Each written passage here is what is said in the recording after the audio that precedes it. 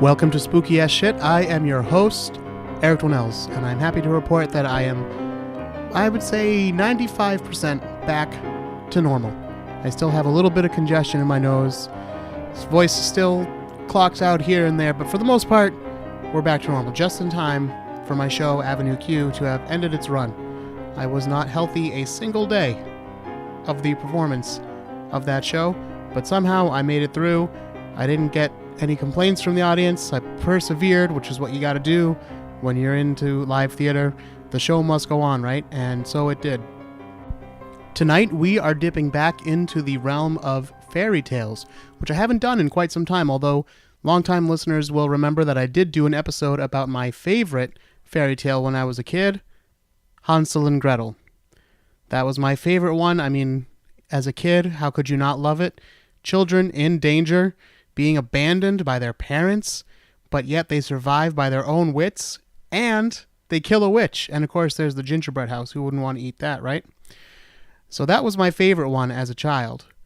But a very close second is the one we're going to be discussing tonight, and that, as you may be able to guess, is Little Red Riding Hood. Oh, have we got some shit to unpack about this one, ladies and gentlemen, and we will. But before we do, a little bit of housekeeping.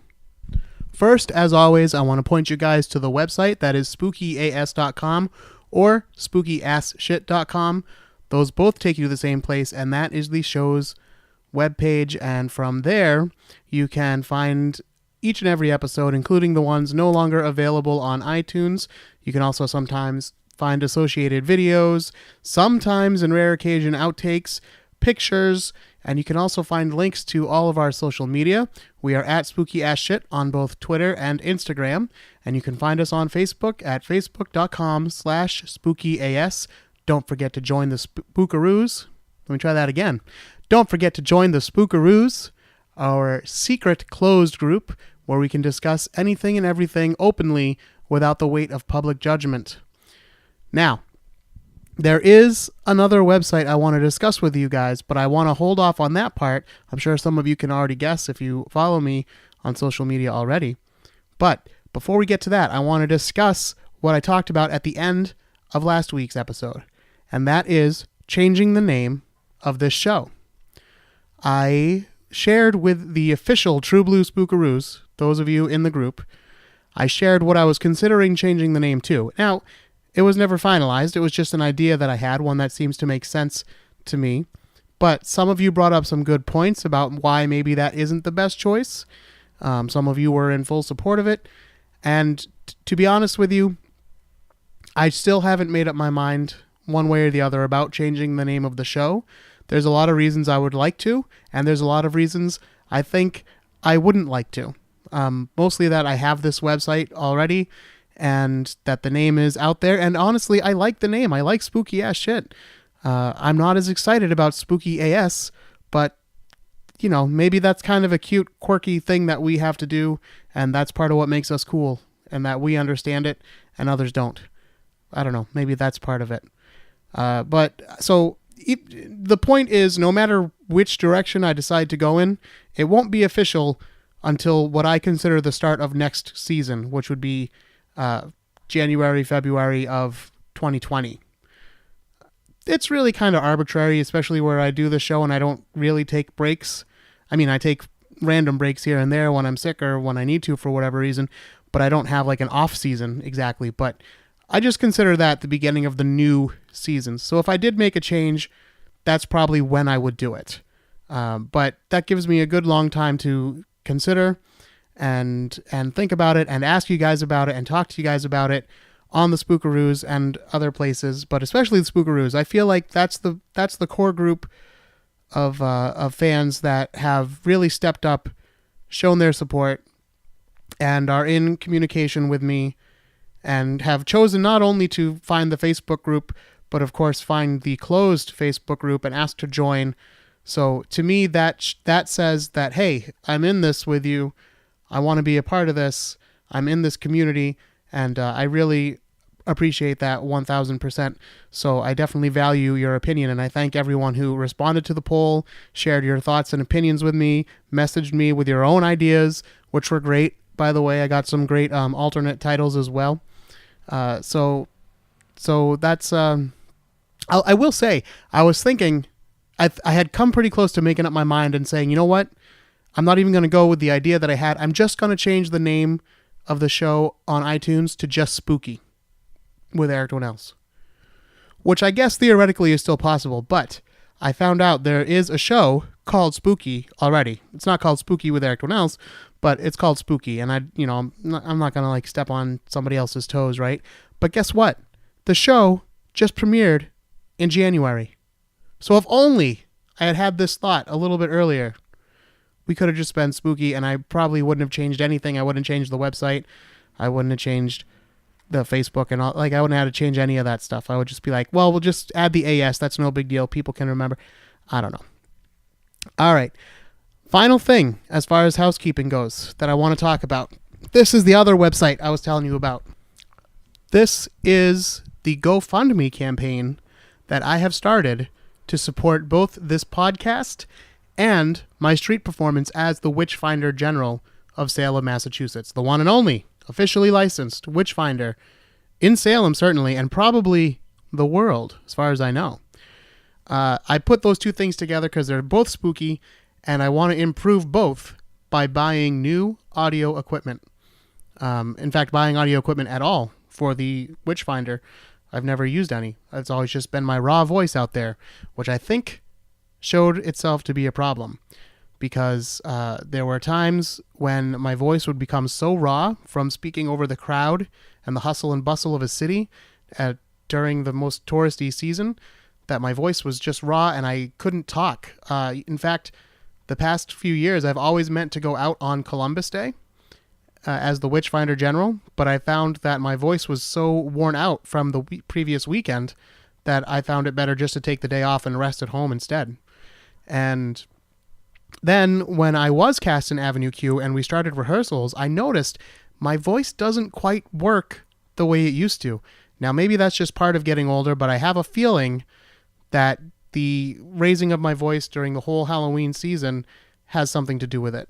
So I would like to purchase a wearable PA system with a microphone, and that's for the witchfinding. And then for the show, what I would like to buy is a digital recorder.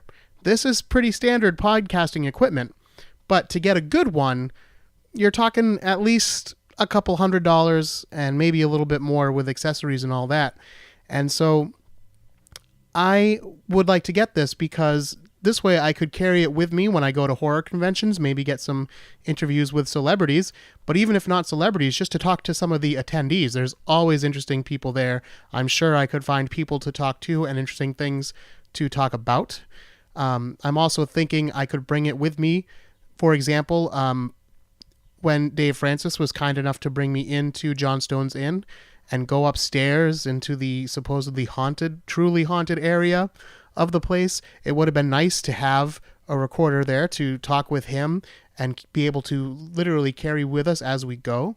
And it would just make it easier in general to interview people. The system that I have now is not particularly portable, and it would just be nice to have a nice, simple option to do that.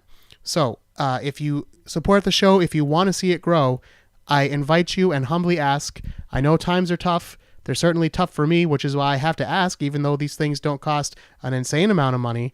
But hey, look, I know how it is. I lost 2 of my side hustles this past year, and it's put a big hurt on me, not to mention recent medical expenses. So I understand if times are too tough and you just can't contribute.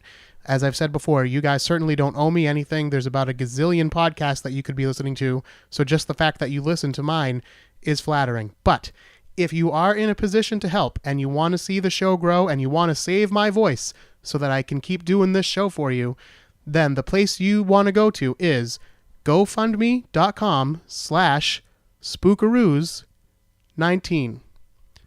That is the GoFundMe campaign that I am running right now. And I'm going to tell you guys a story, but I'm going to save it for the end of the show because I feel like now I've gone on for about 10 minutes. I've talked enough. I want to get to the subject, but I want to tell you about a possible brush with the paranormal that I had that relates to the campaign and why I chose to do the campaign right now. And it's a funny story, I think, if you have kind of a sardonic humor, as I've been accused of having. So wait for the end of the show for that. I am mushmouth tonight. I'm just so excited to be able to talk again, I guess. But anyway, I'll get to that at the end of the show. Right now, let's dive into Little Red Riding Hood. Now, you're probably familiar with the basics of the Little Red Riding Hood story. A little girl wearing a red cloak of sorts goes into the woods. She meets a wolf who tricks her and eventually eats both Little Red and her grandmother, swallowing them whole. Just in the nick of time, a huntsman arrives. He kills the wolf, cuts open its belly, and frees the girl and her grandmother, who live happily ever after. That's how the brothers Grimm wrote down the tale in the 19th century. But the story is much older than that, and many of these older versions differ from the story that we all think we know so well. In a 17th century French version, for example, the little girl and her grandmother do not survive. They are eaten by the wolf, and there is no huntsman to rescue them. Perhaps the oldest known version of the story comes to us from Asia, where the little girl is not troubled by a wolf, but by a tiger. The story changes from culture to culture, and it adapts to reflect the morals of the time and place in which it's being told. The version that I'm going to tell tonight is based on a version told by Professor Hannah B. Harvey in her course, The Art of Storytelling. This is one of the great courses, by the way. This show is not sponsored, and you may have heard about the Great Courses Plus on many other podcasts. This show is not sponsored. I am just someone who uses and loves the local library. In fact, I do more than my local library. I go to libraries all over Massachusetts. We have a wonderful thing here called the Minuteman Network, which allows you to borrow from any library in the network and return to any library in the network, and they take care of it for you. It's wonderful. I hope that your library has something very similar. But anyway, certain libraries in the Minuteman Network, you can borrow some of the great courses. I got an awesome one about the human brain a while back that I found very scary and entertaining at the same time. The things that happen to our brains as we get older. A little bit, it makes you think. And I also got this one about the art of storytelling, which is what this one's called, by Professor Hannah B. Harvey. And it's a very interesting course. And she told this version of Little Red, although I do throw in my own little curveballs here and there. And she says that she sourced her material primarily from the French version, although there are some elements borrowed from the Austrian version. When taken together, they are representative of many of the older versions found in the world and demonstrate the original moral lessons the story was trying to teach. Before the story begins, please cast aside any ideas that you may have about exactly how the story is supposed to play out. Allow yourself to be transported back in time to a time before you knew the story, a time when you were hearing it for the very first time, and hear the story anew. Once upon a time, Little Red Riding Hood was setting off to visit her grandmother, who was sick in bed. Red's mother had shown her the path to grandmother's house many times. They had walked it together many times. But Red was getting older, and her mother trusted her to walk the path on her own. Little Red was up to the challenge. She packed a sack with some gifts for grandmother and some items to make her feel better, as well as a few things that girls like to carry. As she headed out to the path, she looked upon the deep woods. The trees seemed somehow taller now, the vegetation more plentiful. It just seemed bigger and somehow darker, even in the light of day, than it had when she walked this way with her mother. Little Red was not afraid exactly. She was excited to accept this new challenge of going on her own, and she felt responsible and mature doing so. So she was excited and ready. As she walked into the forest, she reassured herself this was nothing new. This was the same old trees and flowers and shrubs that had been here all along when she was walking with her mother. In fact, now that she looked at it again, it wasn't scary. It was pretty. Look at these flowers on the path. Look at the leaves in the tree as they rustle and shimmer in the sunlight. She began to see the beauty of nature unfold around her, and she could see that, of course, trees don't get up and walk and talk, and they don't breathe like humans do, it's true, but yet they were alive, and she could see the life in nature, and it was beautiful. What she did not see, however, are the creatures that sometimes hide in those same deep woods, in that same beauty. Some creatures don't wish to be discovered by humans for fear of being eaten. And some don't wish to be discovered by humans for very different reasons. The path was long, but Red knew that she would eventually come to a boulder, and when she did, there would be a fork in the road, and then she knew exactly which path she was going to take. Just as expected, she saw the boulder, and once she made her way around it, she saw the fork in the road. But there was also a surprise waiting there on this day, for in that fork in the road stood a man. This man was rather handsome in a rugged sort of way. "Where are you going, my lady?" Little Red was not used to being addressed so grandly by an adult, nor was she used to seeing adults take interest in her affairs. Her heart began to race as she answered, "I'm going to visit my grandmother, who lives in a small house just down the path, in a clearing." The man said, "Well, your young legs look mighty fast. How about we race there?" Little Red was thrilled that this handsome man was taking such an interest in her, and that he wanted to play a game with her. She eagerly agreed to the race. "My lady, you see that we are at a fork in the road. I know these trails well, and they both will eventually take you to that little house you spoke of. I will take one path, and you take the other, and we will see who gets there first.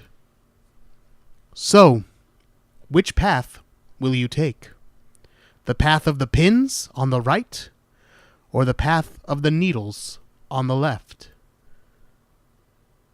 Little Red had walked the path to the right, the path of the pins, as this man called it, so many times with her mother. She knew that it was a shorter route to her grandmother's cottage.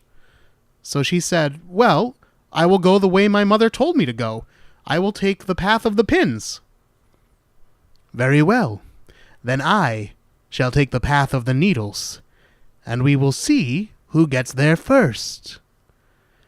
Before the stranger had even finished that sentence, Little Red began to run down the right-hand path. The stranger was right. Her long young legs were powerful and fast, but the man knew that he could beat her. After Little Red had run off some ways, the man got down on all fours and transformed himself. For he was not a regular man. He was, in fact, a shapeshifter, a wolf man. On all fours, the wolf was swifter than the wind, and though his path was indeed longer, he reached the little house long before Red could ever hope to. The wolf stood on his hind legs and knocked on the door.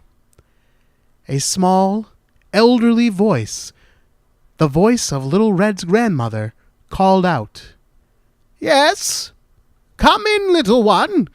Just lift the latch and come to me." The wolf lifted the latch and entered the house. The grandmother, sick in bed, was horrified to discover this creature standing in her home. She barely had time to scream when the wolf was upon her. He started by biting her throat to end her scream quickly so that Little Red would not hear. From there, he began to devour the poor old woman. He was indiscriminate as he chewed both flesh and bone and ripped the old woman into pieces. After he devoured some of her body, however, he found the old lady's meat did not suit him. It was stringy and tough to chew. He quickly devised a new plan.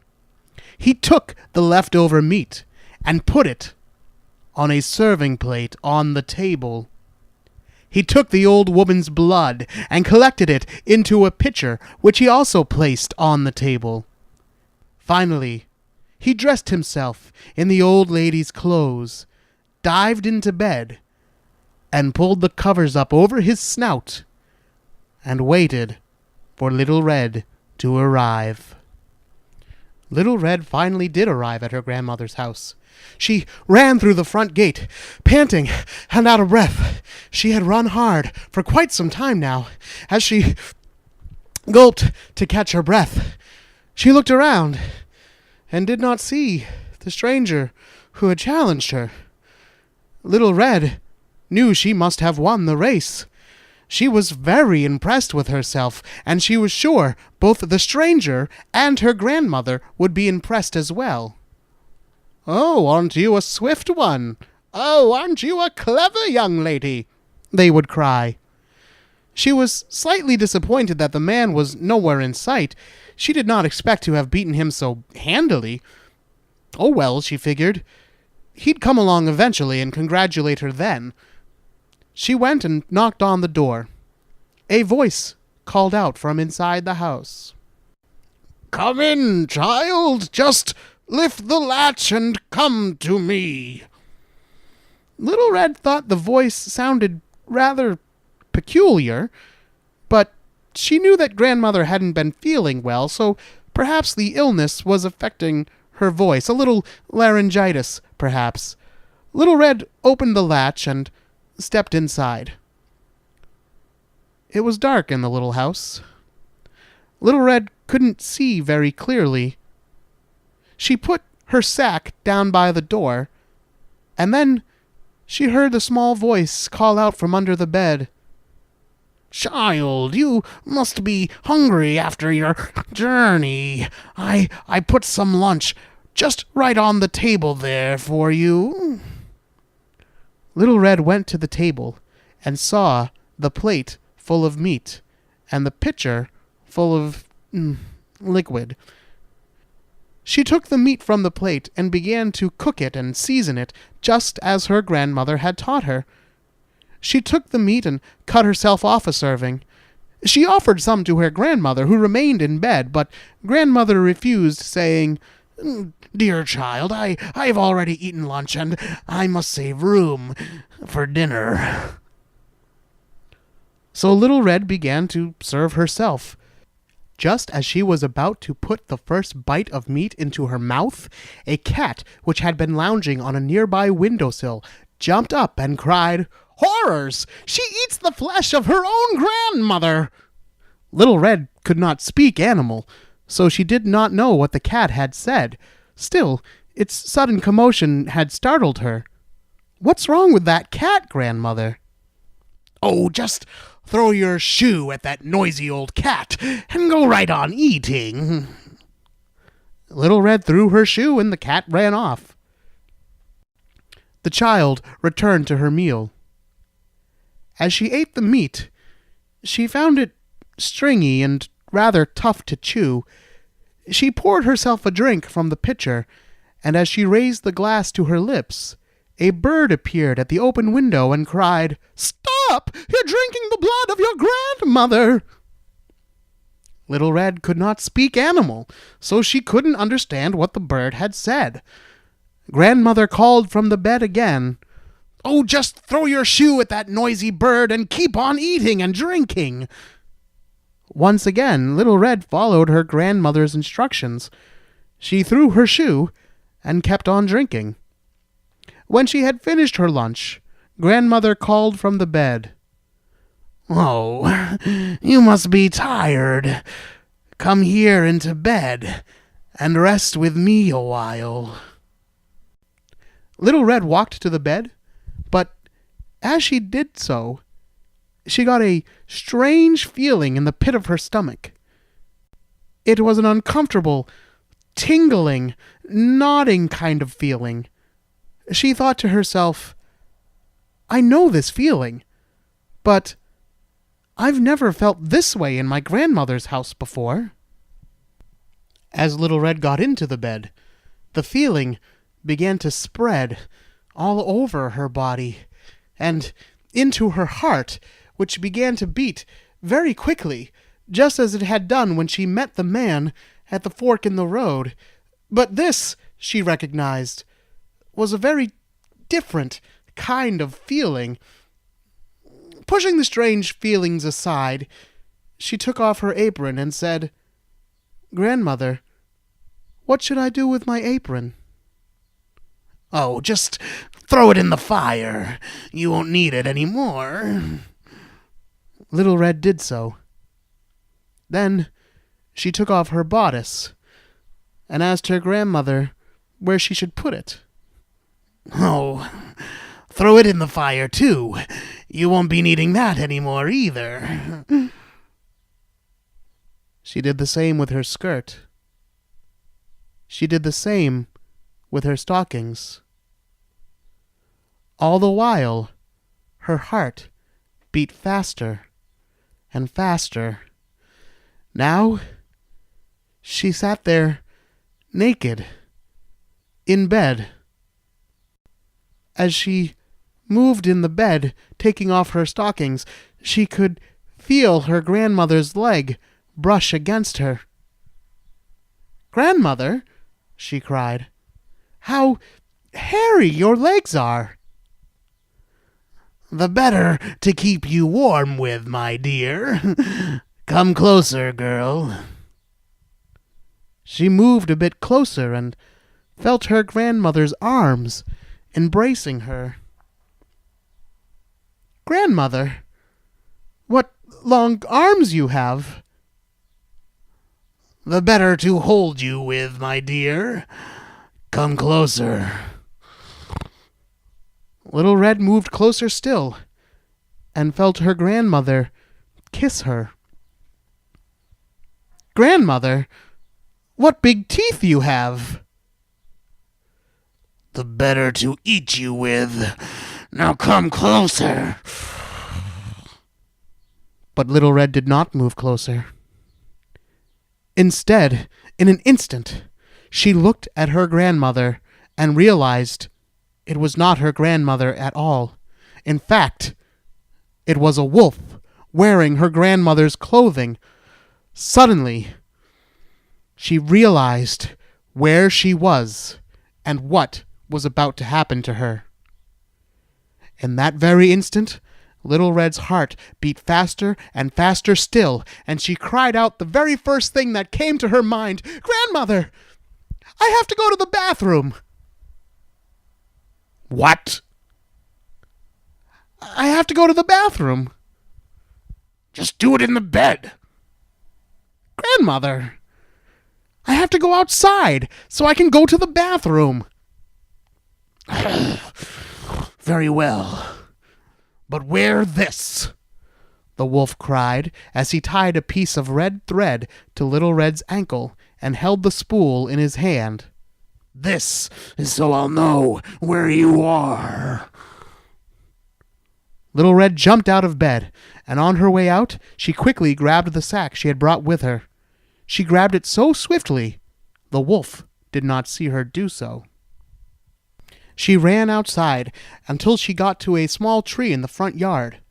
Once there, she took a small pair of sewing scissors from inside her sack and cut the thread from around her ankle.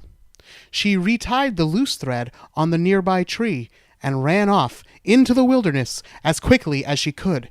She was moving faster than she'd ever had in her life, even faster than when she was racing earlier. She came to another clearing in the woods. There was a river going right down the middle of this clearing, and as she drew closer to it, Little Red saw that there were 3 women washing their laundry in this river. Just as she saw them, the 3 laundresses turned and saw this naked girl running out of the woods. They took a sheet from their laundry and wrapped her in it to cover her nakedness. As they did so, Little Red told them about the wolf and the whole story. While this was happening, back in the little house, the wolf began to get very impatient, waiting for Little Red to come back from using the bathroom. He called out to her, no longer trying to disguise his voice. "Are you watering the trees or feeding the grass?" When the girl did not reply, the wolf finally threw down the sheets and followed the thread he had tied to her ankle. Of course, when he got to the other end of the thread, he did not find a little girl, but instead a little plum tree. The wolf was enraged. He began to sniff for the girl's scent, and once he found it, he began to run after her trace.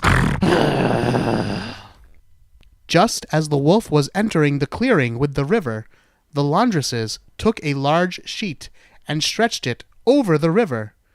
They held it taut so that it formed a makeshift bridge that Little Red could cross over.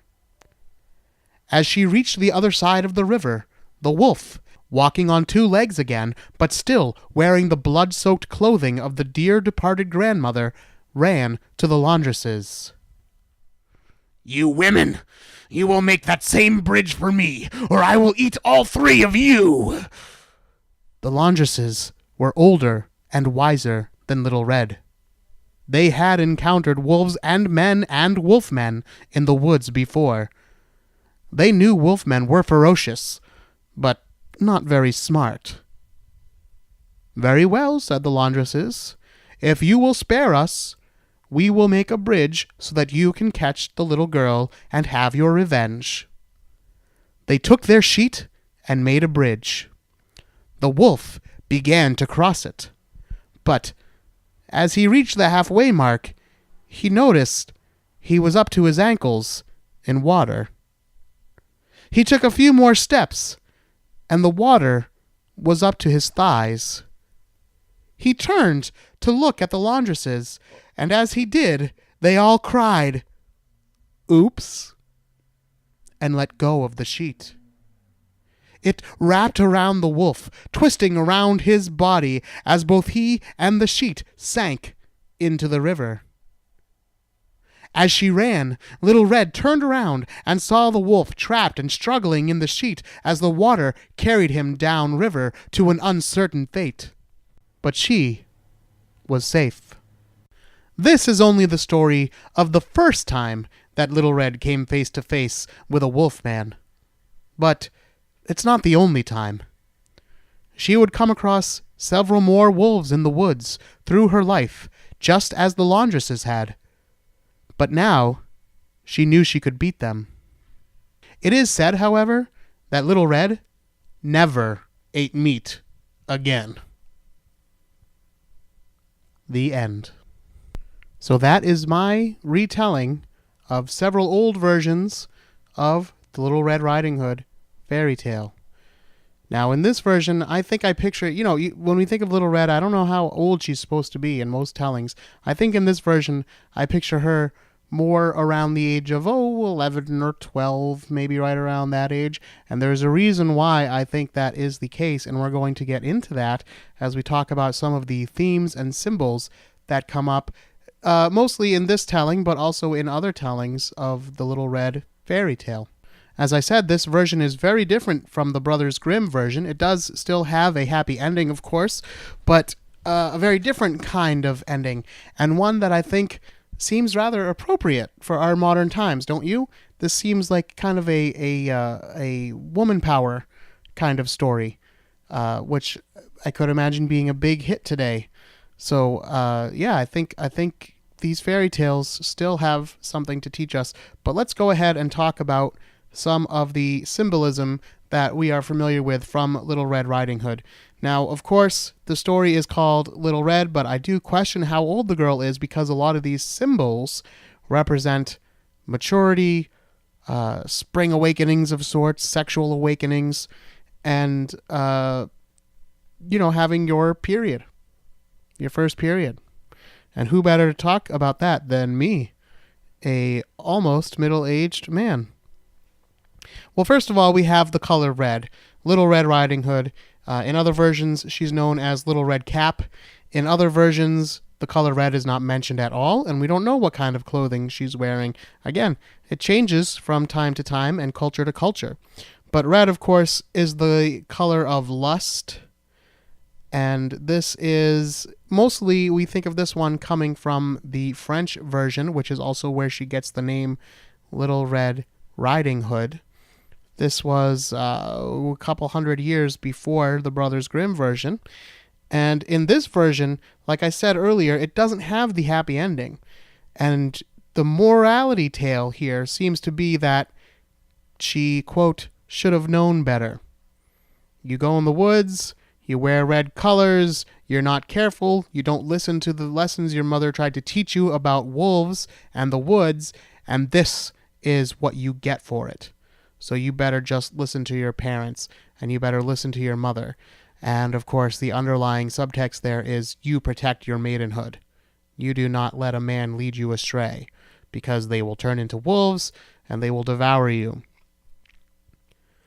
Now, the wolf himself is obviously a very interesting character. It's very interesting that the big bad wolf appears in a lot of different fairy tales, right? It's kind of the stock character that represents evil, and certainly they were hunted out of existence in England, right? So people really were afraid of wolves at the time, and yet they're not known to be particularly ferocious animals if you just leave them alone, right? That's my understanding anyway.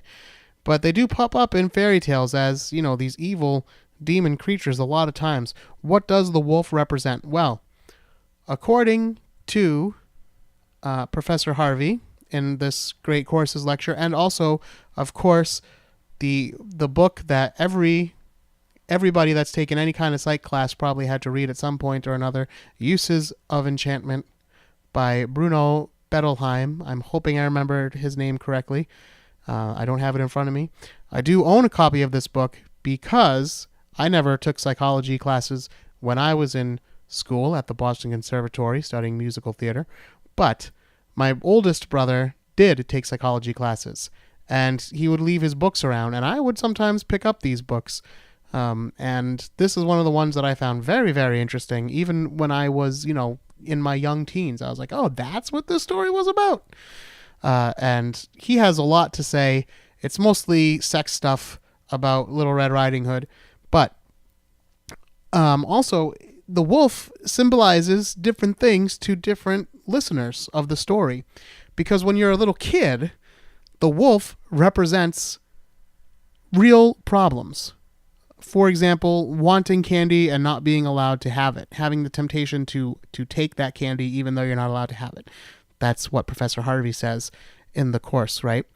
But as you get older, that's when it changes tone, because a kid doesn't pick up on these sexual undertones. And even in the more tame versions that don't involve Little Red stripping off her clothing and burning them, which we're going to get to, don't worry, there is a sexual undertone about, Little Red and the wolf being so close, and the wolf eating her, and the wolf and she going inside the wolf. And all, there's some kinky stuff going on there, right? But when you're a kid, you don't hear it that way. You just take it at face value. But yet, the wolf can still represent deeper things than just a wolf. The wolf is not listening to your parents, right? In the Brothers Grimm version, I believe he tells her, oh, you can take your time and explore other things. Look at the forest, look at the trees, look at the flowers. take your time. You don't have to rush to your grandmother's house, and that gives him the time to get to grandmother's house and eat the grandmother, right? But if the girl had just listened to her parents and gone to the house, she wouldn't have had these problems. So I think that's the story that you're supposed to get, like, as a child. But subconsciously, and then as you grow into adulthood, you can pick up on the subtext of that, which is that you need to be careful around certain men, these wolves, right? And at this point, the wolf definitely represents the dangers of sexuality. He's very, very naughty in this story, the version that I just told, right? They don't usually go into detail about him devouring the mother, and of course, when he does eat Little Red and her grandmother in the Brothers Grimm story, he swallows them whole so that they can be rescued later. In this version, you know that grandmother ain't coming back. And this, like I said, is based on the older version. So grandmother did not survive this story in the original versions. And oftentimes neither did Little Red. Now, in this particular telling, he talks about the path of the pins and the path of the needles. And hopefully that struck you as an odd thing to say, because it did me when I heard this version of the story the first time, and I said, what is this pins and needles? Luckily, Professor Harvey explained it. She says that this comes from the French version of the tale, and that this represents two paths that a young lady may take to reach adulthood. In France at the time, which I believe was either the 17th or 18th century, when this version of the story was written, it was very common for a young lady to go essentially to boarding school. And they would say that the girls are out collecting pins. They were out learning how to sew and do other womanly tasks. That's how they would describe it at the time. Please don't send me your emails. This is coming from a man who's... I'm looking at a sewing machine right now, which I own. Sewing machine is a tool, ladies and gentlemen. It takes two different things and puts them together. That's a tool. So men, don't be afraid of sewing machines. Anyway, yes. So that would be like a school that they would go to learn these so-called womanly arts. But also, the idea was that they were learning to become ladies. They were learning to deal with their maturing bodies, their menstruation, and they were learning how to conduct themselves in a proper way and not become little sluts, basically. That's the path of the pins. The path of the needle, however, represents sex, because the thread goes into the needle. And that, of course, is the path that the wolf ends up taking.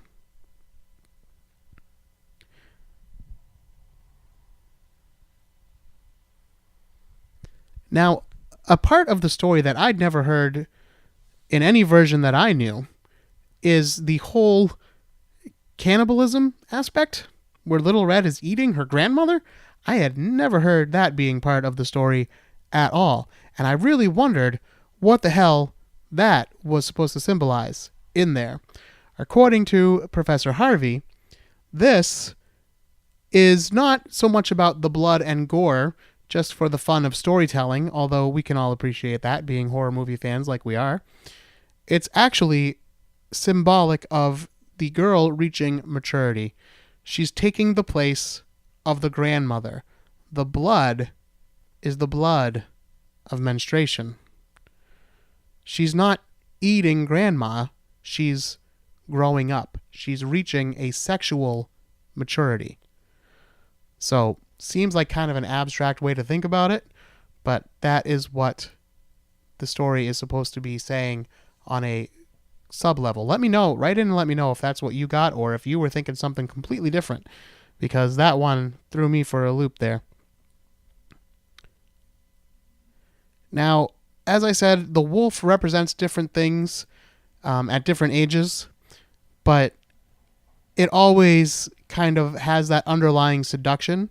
And as we saw in this version of the story, the girl is excited by the man, right? And she is flattered and feels like, oh, this man is giving me attention. I'm important, and I'm a woman, and yes, and the whole point of the story, the beginning of it that I told, which by the way was all me, about her going into the woods and feeling the sense of independence for the first time in her life, right? It was all kind of leading to this. And then when she gets, the wolf is telling her to get into bed. Now, at the time, she still thinks it's her grandmother, but does she? Because she gets this strange feeling, a new feeling, a feeling that she says she's felt before, but never at her grandmother's house. So what is this feeling exactly? Is it fear? Yeah, it's fear, but it's a little bit more than fear, too, because she's still getting into this bed and she's still taking off her clothing, even though she's noticing these weird things about her grandmother before her preservation instincts kick in, and she kind of snaps to it and realizes where she is and what's going on and what she needs to do. And she goes with the first thing that comes to her mind, which is the whole thing about the bathroom, which I found very interesting as well. Something else I haven't heard about in other tellings of this story. I did not invent the Wolfman aspect of the story. That does, in fact, come from old versions of the story. He was not simply a wolf. He was a wolf man.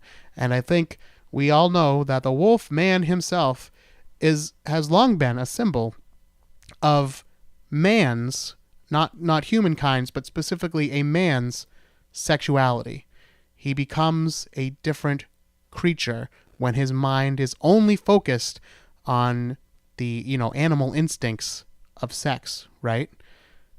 And it reminds me of the Abbott and Costello meet Frankenstein, right? When they actually meet the Wolfman, Lon Chaney as the Wolfman, and he says, this isn't an exact quote, but he says something, you don't understand.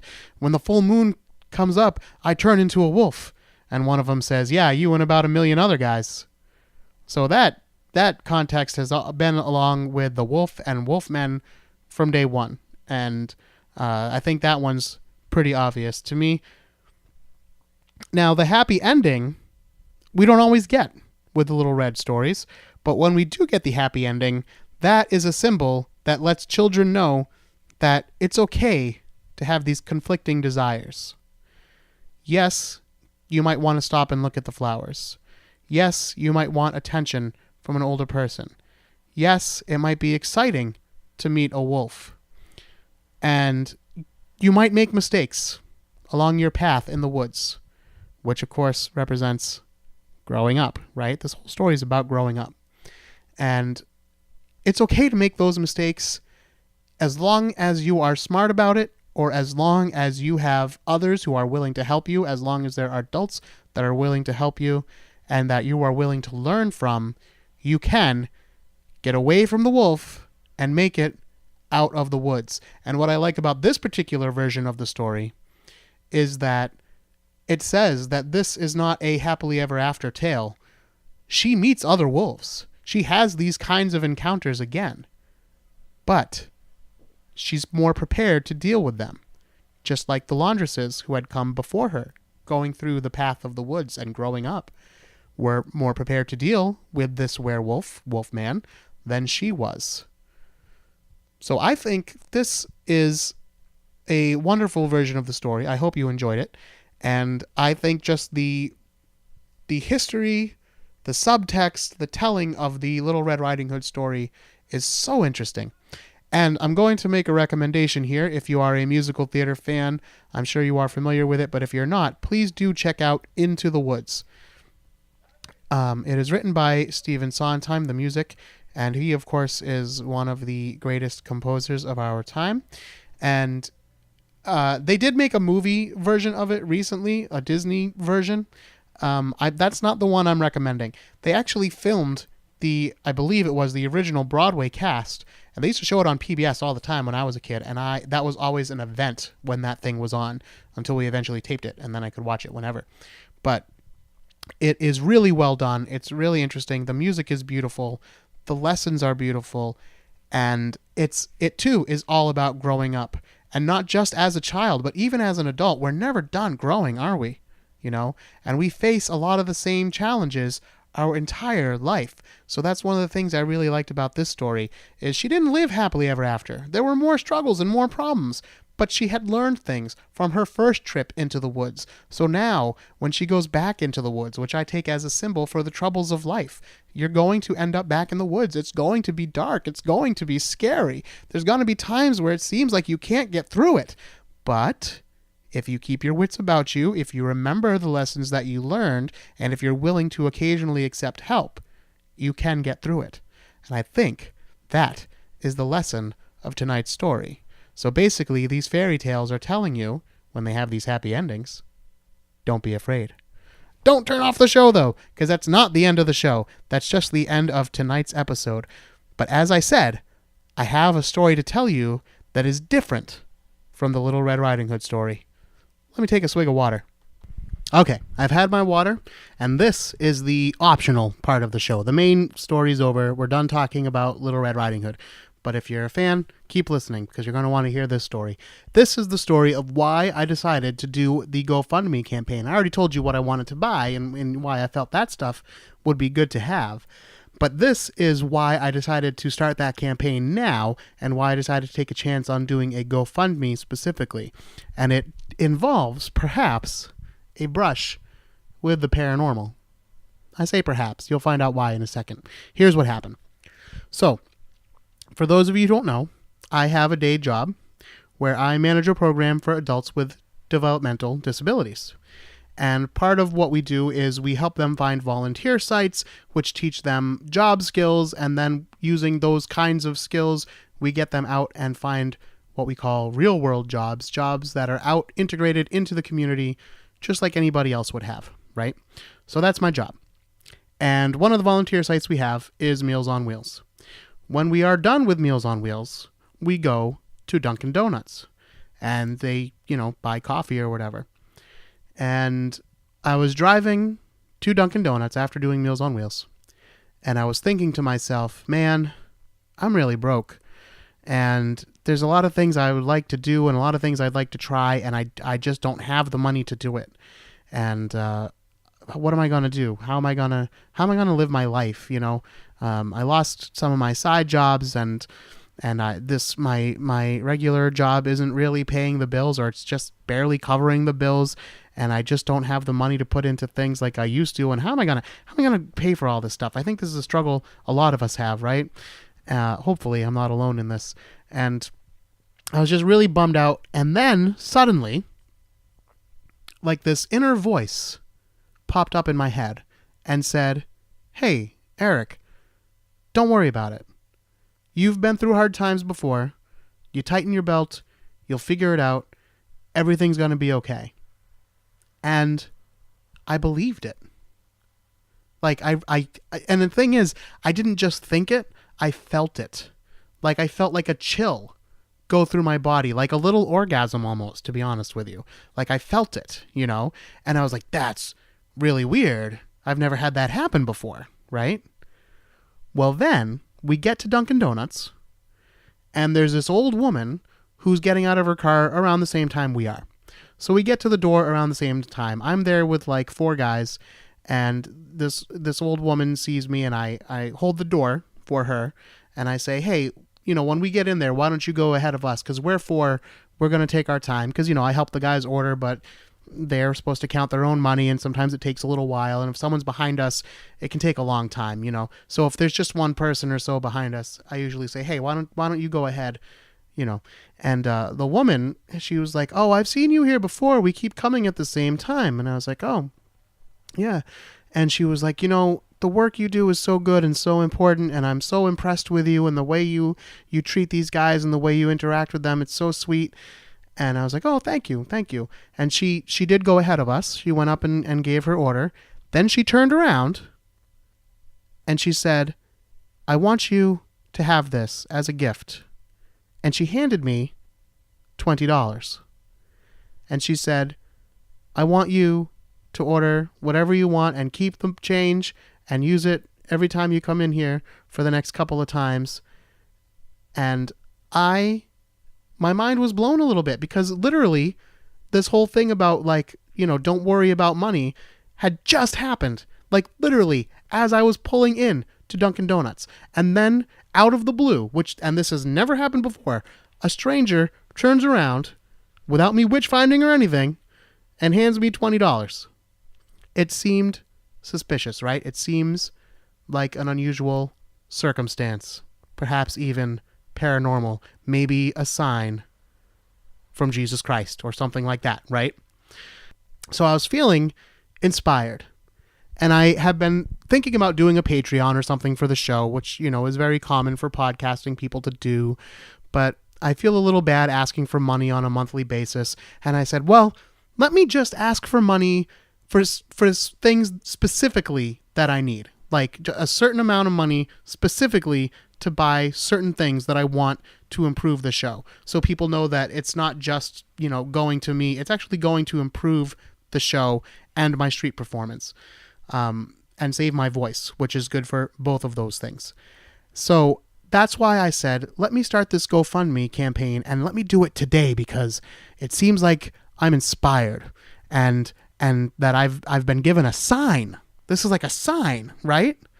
So I go home, I set up the GoFundMe campaign, I explain what I want on it, and I said, I'm going to wait till the morning when more people are awake. And, then I'll post this on my personal Facebook. I'll post it on the Spookaroos group on Facebook there. I'll post it on my Instagram. And hopefully people will feel generous and chip in.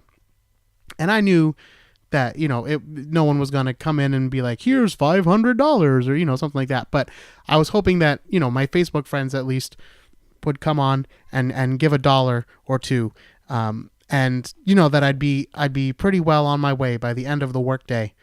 But I told you this is kind of a funny story in a little bit of a sardonic kind of way or ironic kind of way because, I felt all this like heavenly almost inspiration, I might want to call it, like touched by the divine, a sign, giving me a sign. Like if you put yourself out there, good things will happen. The secret, right? Laws of attraction, right?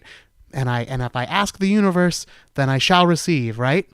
And I put it out there, and I put it on Facebook, and I put it on Instagram, and I put it on the Spookaroos, and so far, I've got 4 donors. And I said, that seems about right. So far, my big campaign, my big divinely inspired campaign has netted me $45, which, by the way, I am super grateful for the people that have donated. Do not get me wrong. I appreciate that. Some of you were especially generous. All of you were generous, and some of you were especially generous. And I really 120,000% appreciate that. Do not take this wrong at all. I appreciate any donations, any gifts that people are willing to give. But I do think it's a little funny that like I had it in my head that like by the time I left work, I would have hundreds of dollars donated and all my Facebook friends would be like, you know what? I'm not even talking about Spookaroos. I'm talking about like my private Facebook friends would be like, you know what?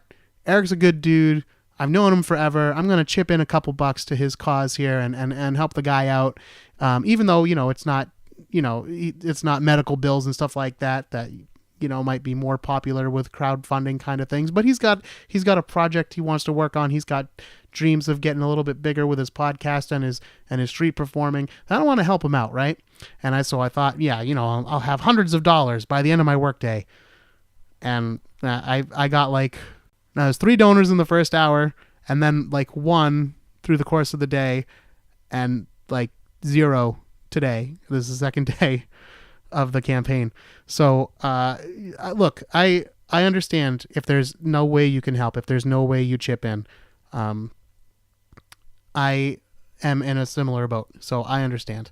But if it's at all possible, please help me feel better about my divine signs from heaven and go to gofundme.com/spookaroos19. Spookaroos is spelled just the way you think it would be. And of course, let's wrap up the show like we always do. You can check out the website, spookyas.com, spookyasshit.com. Find us on social media. We are at spookyasshit on both Twitter and Instagram.